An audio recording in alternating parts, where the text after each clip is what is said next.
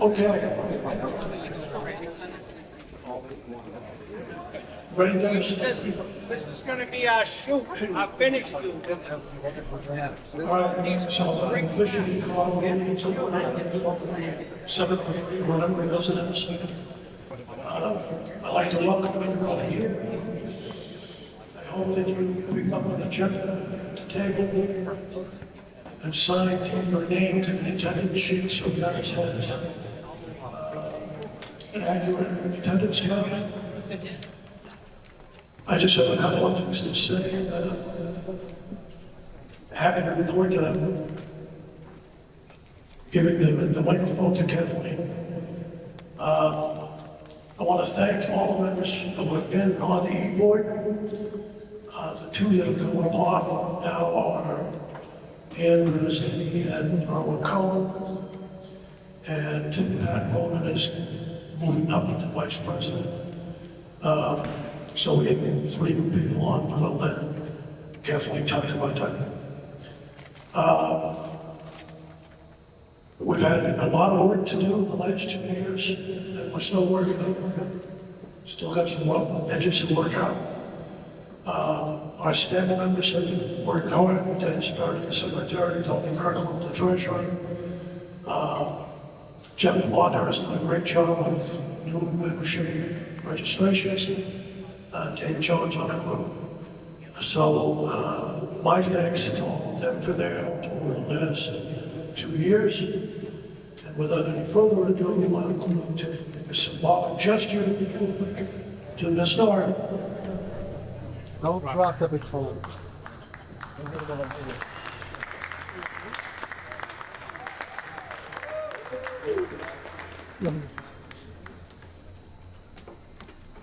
Thanks, Mark, and thanks for everything you've done over the past 2 years. Been busy. I'd like to take a minute of remembrance of our deceased members over the past year. Calvin Davis, Dick Bartley, and Harvey Glantz. So if we could just take a minute to remember them.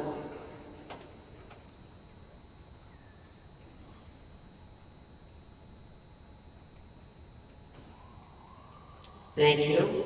I don't know if Dennis is ready to give the minutes of the meeting from June 8th. Minutes of the last meeting? Yeah. Okay.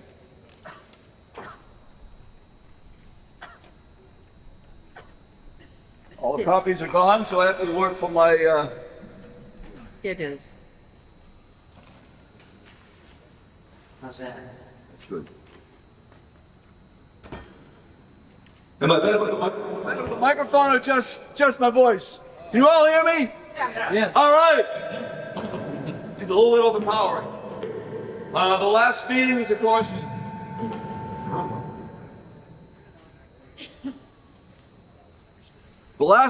course, the banquet meeting in June.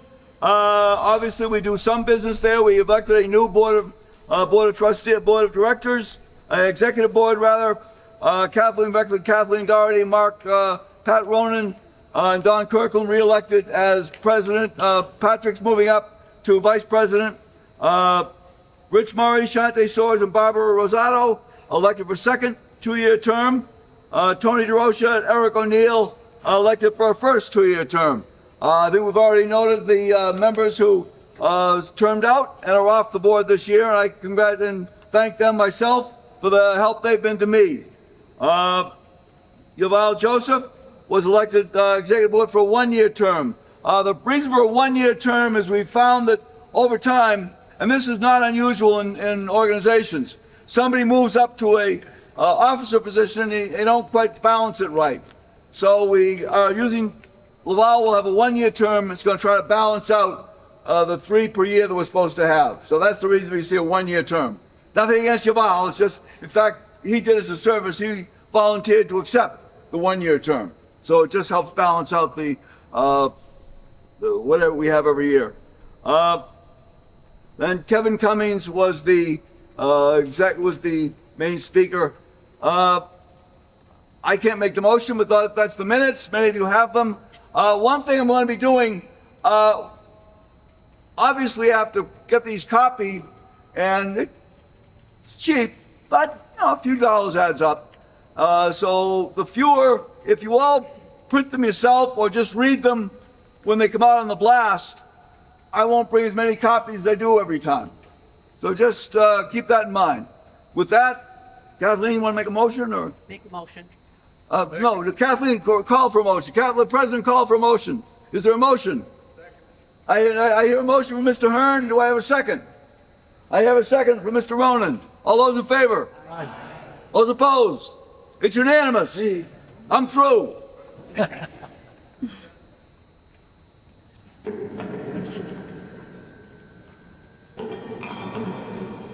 Donnie, you want to come up with the treasurer's report?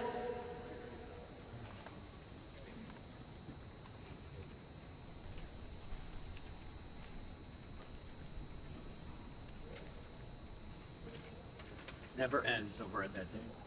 Ever. Everyone hear me? Let's try that again. All right, as of about a week ago, we had 160 people that had paid their dues for the year.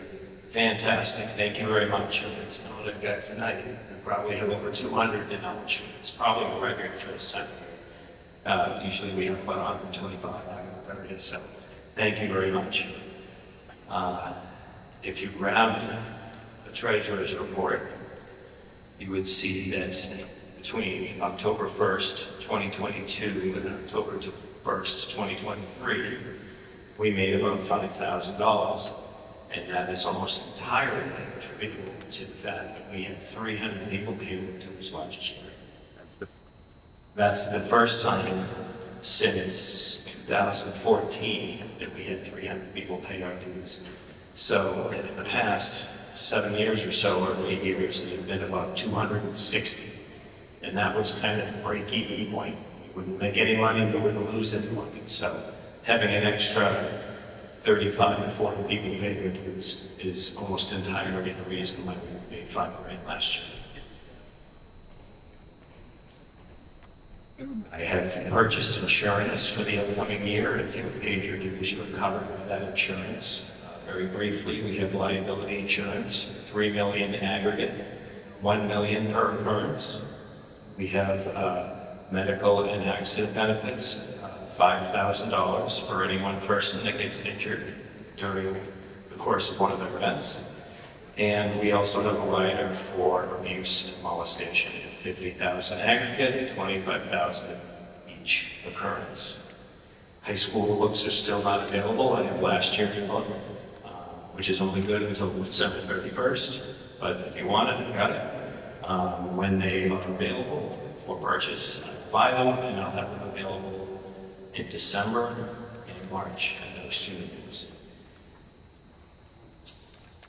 And lastly, I have one very large pet peeve as the treasurer.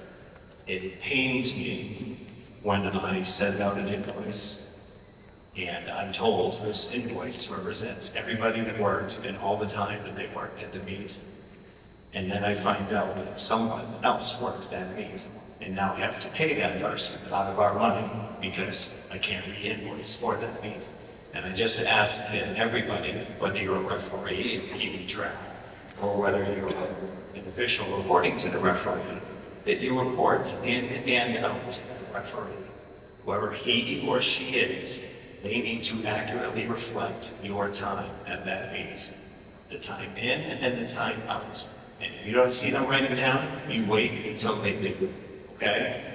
Because a lot of times it'll either be, hey, I worked 7 hours that meeting, you only paid me for 5.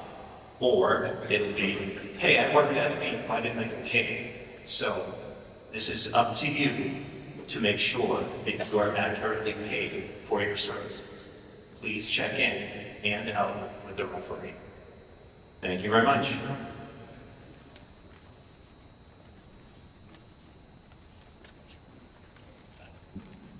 So, as you know, Ann Grimazani is our new commissioner, and Ann would like to address this group, to introduce herself, and to have a few comments, requests.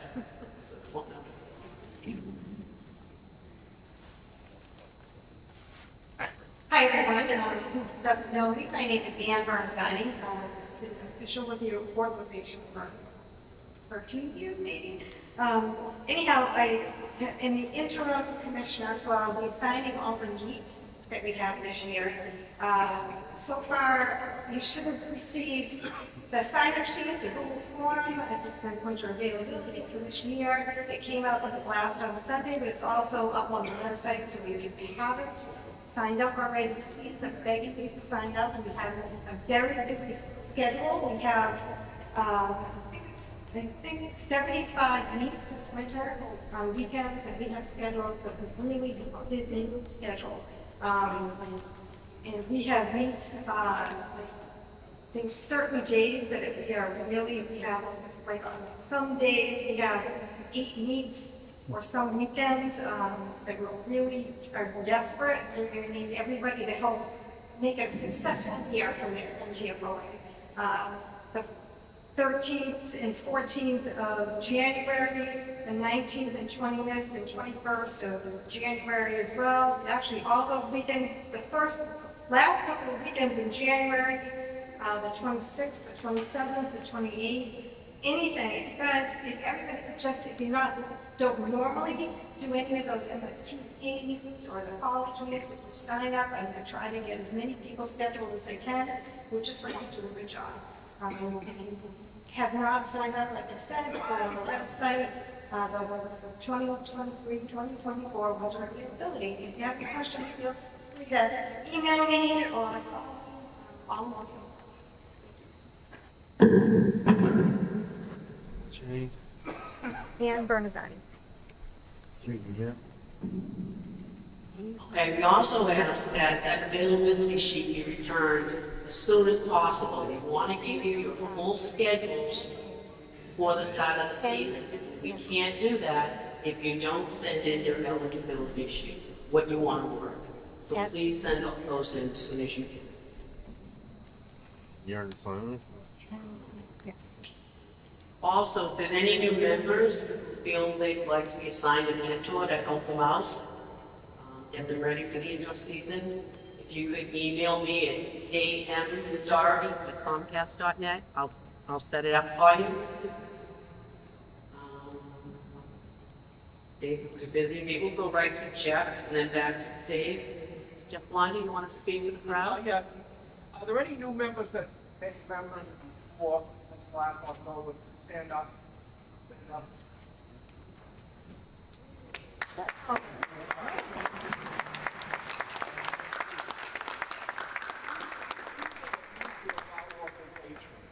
You know, so if you see them at a meeting, practice the radical hospitality. Go and introduce yourself to them. See if they need any help. We all, at one time, were new. As Dawn said, we have 300 members. Most organizations are losing members because it's a tough job being an official. Most officials leave this profession the first 2 years. So recruiting was easy for me. Now we have to retain these members. So when you see these members, try to help them out. So we all do it one time. Even if you work at the finish line and you see a new face at the shotgun circle, go over and talk to them.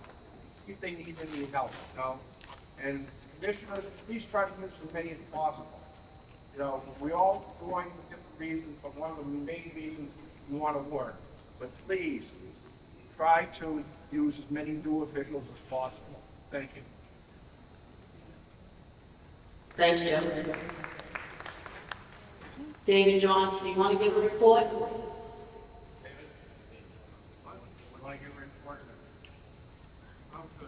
Girl, second. Steve Thomas.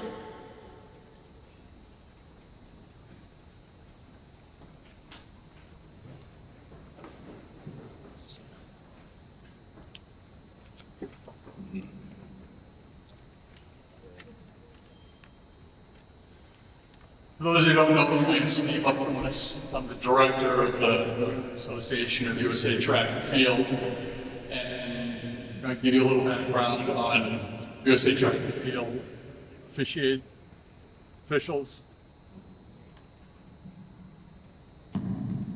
On official.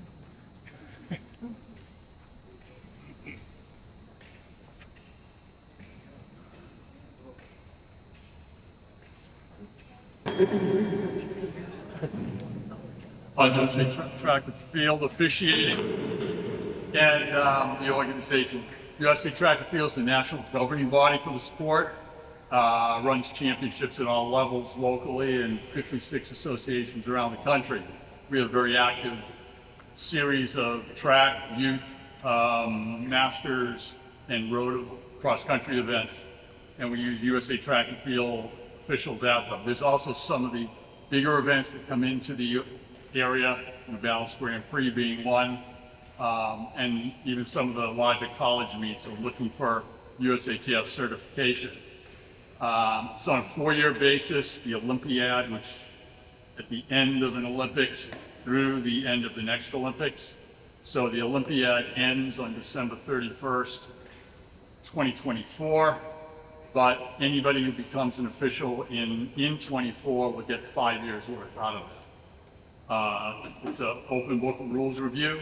There's the specialty areas, and there's also a requirement for background screening and for taking the Safe Sport course. And Safe Sport is athlete-focused treatment of athletes, and it's required of all Olympic sports administrators, coaches, officials at this time. We have a couple of indoor events, including youth and masters. So if you're looking to try something new, dealing with a different level of athlete, or looking to try out a new event, those are great opportunities to do something that you haven't done before. They're lower key, and it broadens your officiating resume. If you're looking to do national level events, even Junior Olympics or Masters or long-term Olympic trials or U.S. Nationals, have to be a USA Track and Field official. You have to work the local events as part of your resume.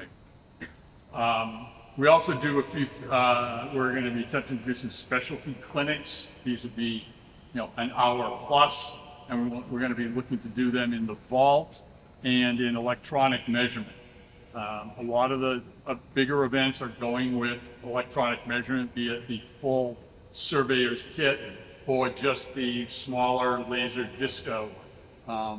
It does make officiating a lot more efficient, particularly in the long throws outdoors.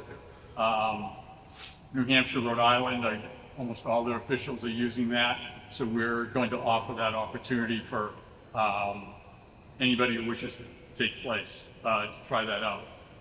Rule books, the rules of USA Track and Field are updated every 2 years. Last year was a rules year.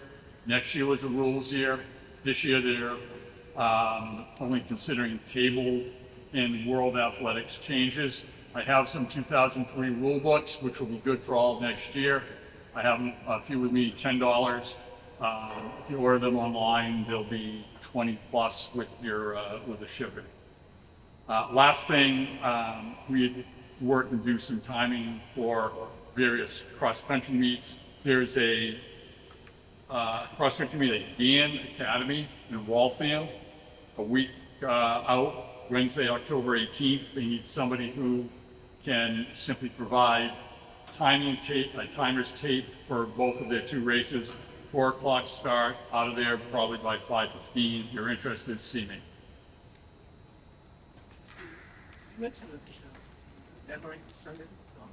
Yeah, anybody who is a USATF official, if you are planning to apply for any of the national championships, Olympic trials, the deadline to get that application in is Sunday, October 15th.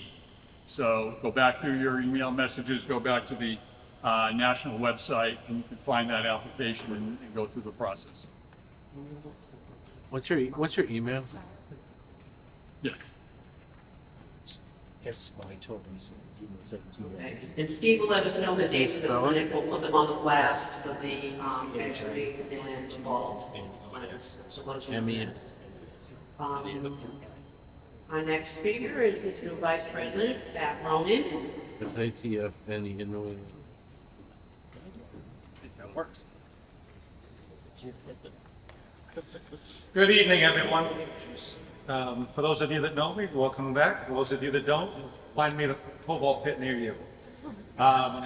Two little items tonight. One, last year, for those of you that remember, Donnie Kirkland was trying to figure out how we could make payments and billing a little bit easier by electronic means by changing the bank account. And we discovered that there was an issue with our, it's called an EIN, whatever, identification. It's that number you see on your 1099s. Apparently when it was done several years ago, something was either not finalized or somebody in the IRS didn't process it properly because it's not showing up where it's supposed to be. So we are in the process of getting that fixed so that we can utilize things like Square and PayPal and that sort of thing. So there'll be some changes. I don't have all the details yet, but something's going to be coming up on it. We may get a new number. I'm not sure how it's going to work out yet. Secondly, the banquet. Banquet will be in a different location this year. I like to change things up a little bit. We've been in the same place for a number of years. This year we're going to go up to Avelinos in Medford, right off of 93. Don't have a date yet, but it'll be about the same time as it always is. So more to come with that as we get closer. Anybody have any questions? Good. We're in and out. Now I'm going to ask, we're going to have, we're planning for 2 clinics. One will be December 7th for the North Group at St. John's Prep. That's a tentative date. We'll get back to you when we finalize that. And we're going to have the other one down at Wheaton as usual on the 14th of March. So we'll get you back to you with more details on those clinics, but those are the 2 dates. And Tommy Ma's going to come up now and talk about the new fall staff room.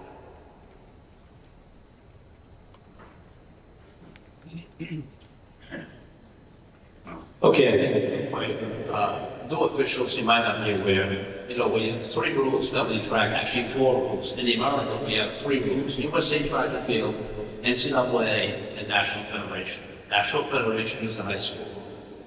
The National Federation Rules Committee just voted to come in line with USA Track and Field and NCAA with the fall start. So getting back to it. Simple part. The simple part is this. You call the athletes. Athletes do their mark, and they climb into the block, and you wait until they are ready to go. And in your discretion, you say to them, sit.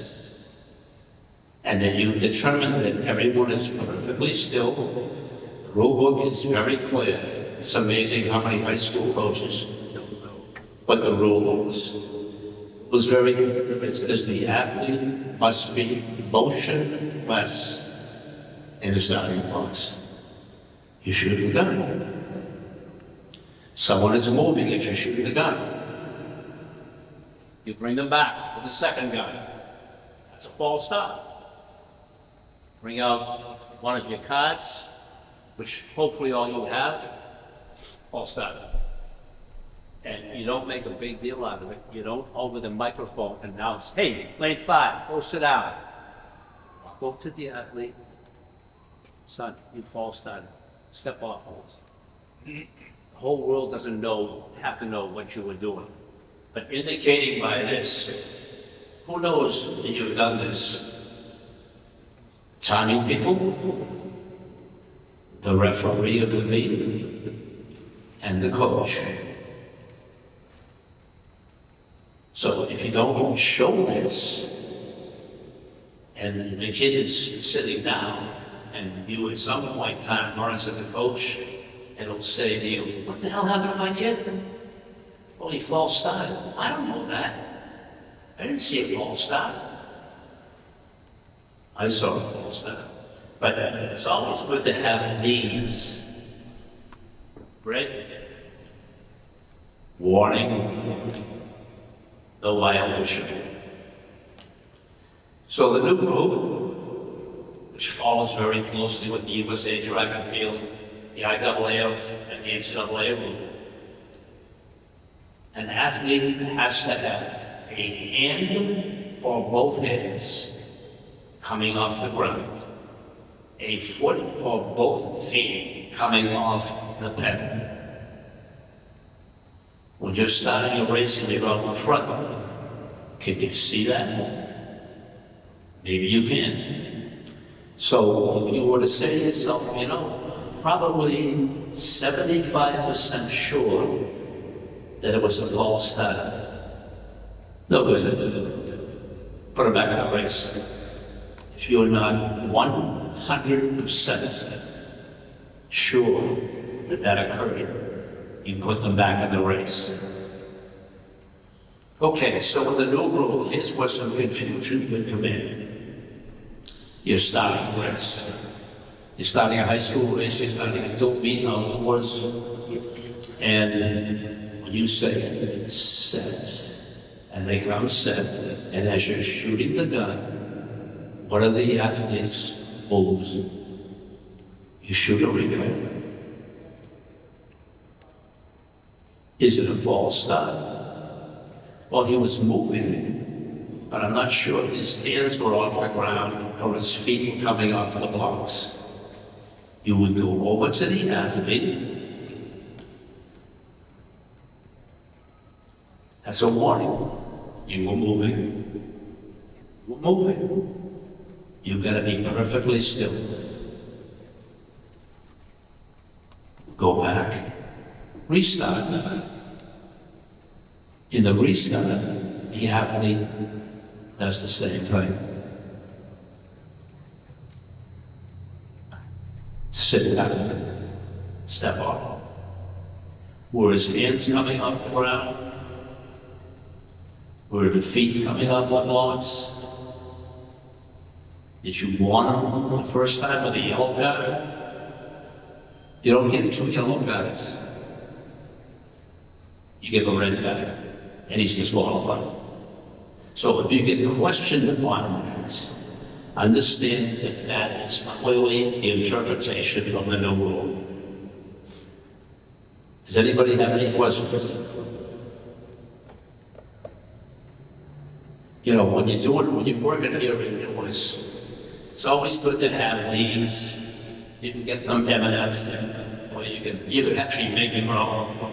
It's always good because you indicate to the referee who might be here, to the timing company who definitely is up here, what you have done. If you just verbalize, sometimes I don't know. And what I do here, if I'm working here or in a collegiate league, if I have an umpire, and I have the red card an athlete, I will have the umpire who would be standing behind the athletes step up almost on the blocks and raise his flag as a double check of what I have just done. You don't want to walk up here and have people say, what the hell happened? You clearly have indicated to them, this is what's happening. Anyway, good luck with that. Thank you. Tommy, one question. Involves the USATF and NCAA out there. Run under protest. In high school? No, the North and NCAA. The only way you can run the protest, USA Track and Field or IAAF. You can run under protest, Olympic trials or international. Yeah. Not high school or.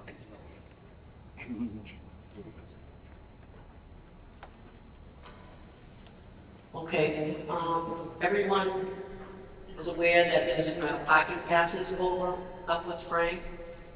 If you're gonna work Reggie Lewis, you're gonna need those. If you want to Frank before you leave, happy to give you those. Also, we have a blast that goes out hopefully every week once the season starts. If you don't receive that blast, would you let me know? Just give me your email and I'll add you to the list. It gives you all the information for the week, and it's a handy thing to review. We also have the rules, all the updates, training videos, all the tools you need necessary to work with me, they're on our website. So check it out. Bob does a nice job of keeping that updated, and it's a tool readily available for our members to use. Are there any league commissioners here tonight? Want to come on up and give your spiel?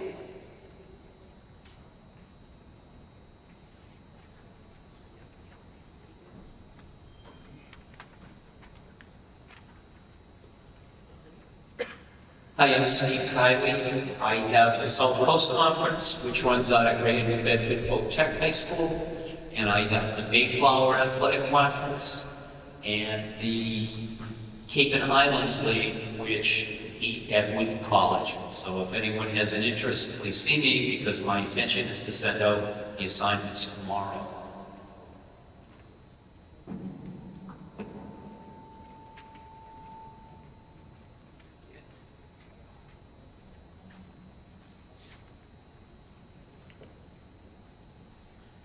Hi, I'm Dave Johns. I assign the Merrimack Valley Conference, and I'm also doing the Catholic Conference Large Schools, which are the boys-only schools, and those will be at New Balance.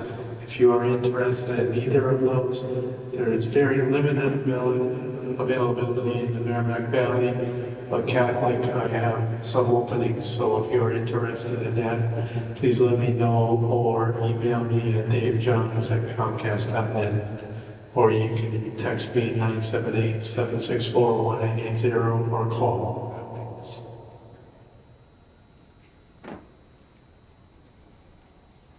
Any other commissioners? Anyone else want to come up?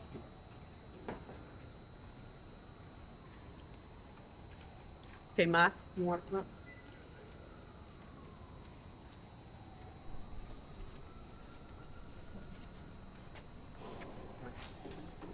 Okay, I just want to emphasize, for those particularly who are new, in the last couple of years, maybe really the last 18 months, historically, Mike and I always did it by paper. I don't know how the heck they did it. Just hand out the availability sheet here, handwrite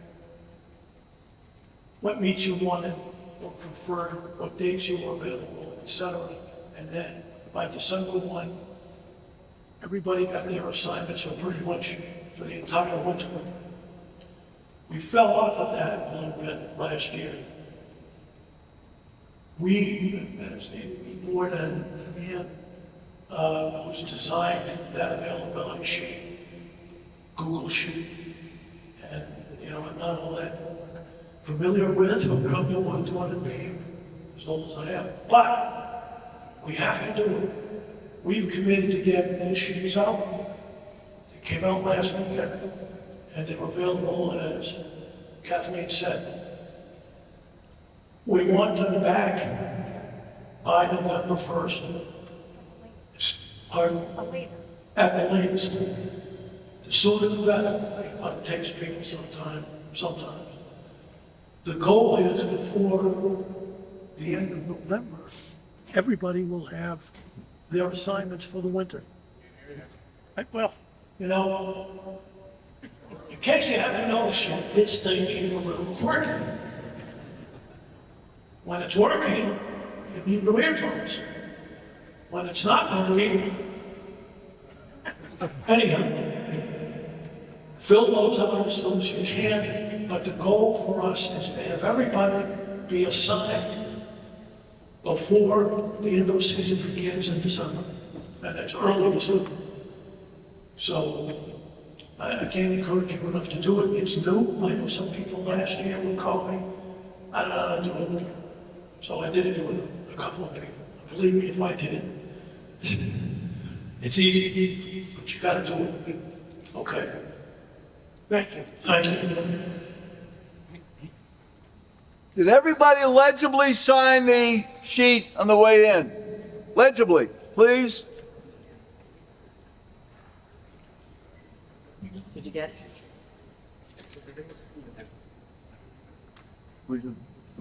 One didn't make me. We have a sheet. Motion to adjourn.